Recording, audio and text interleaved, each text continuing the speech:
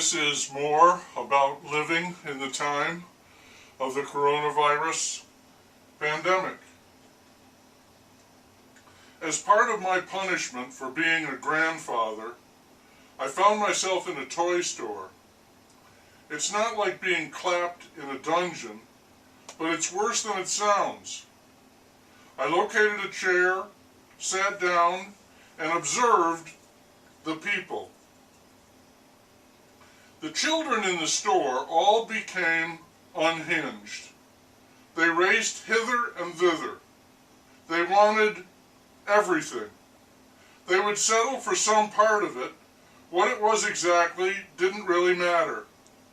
What they got was bought by someone else, parent or guardian. I suspect that many people, Americans, never grow completely beyond this condition. They want, and it is given to them.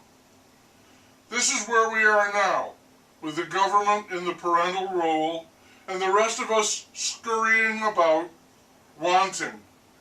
It's a sad state of affairs. It's pathetic. We have adults acting like children, and why not? If they can get away with it, why not?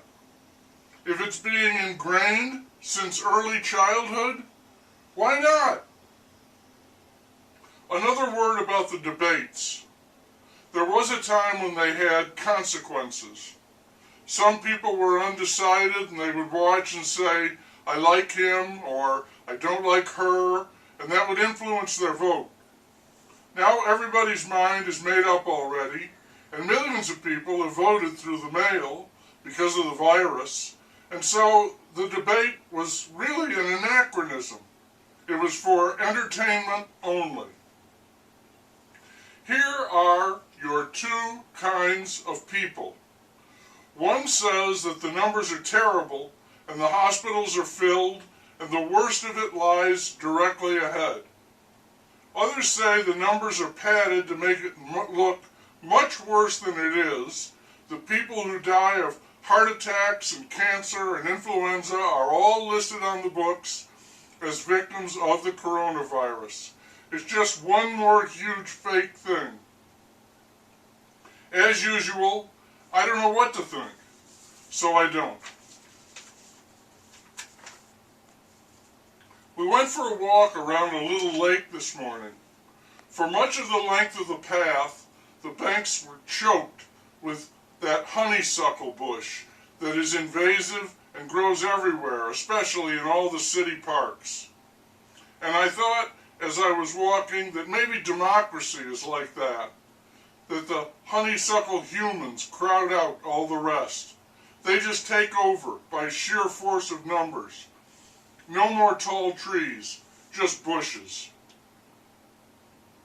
If true, the numbers should terrify, but they don't. Before I get sick from the virus, I'm just very sick and tired of the virus, just fed up with it. Every day the politicians telling us what to do. Some people don't mind it. They feel like they're part of a team, and they rise proudly to the challenge of wearing the mask. They don't mind it at all. Last week our county was put into a new category, red with a star, and they called it probably purple, prospective purple, or probationary purple, or purple purgatory, something like that.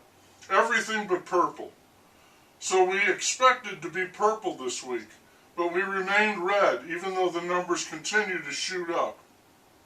The last quarter report on the economy out today was very encouraging, making up a lot of lost ground. But it will all blow away if we go into another lockdown.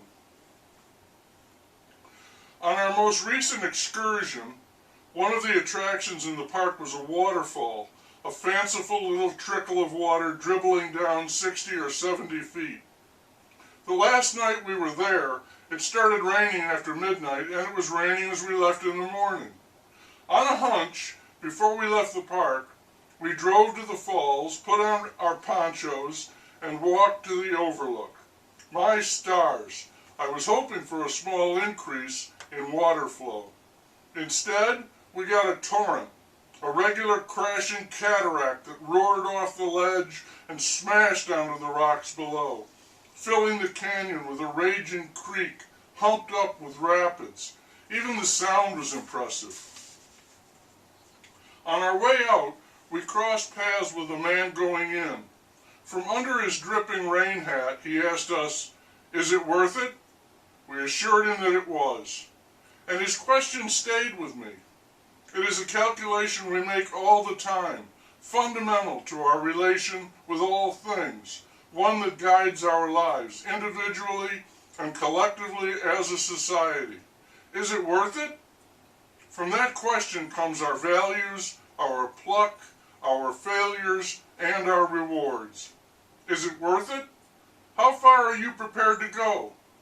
Of course, for the child in the toy store, they don't have to go anywhere. It will be given to them. What they really get is cheated of life.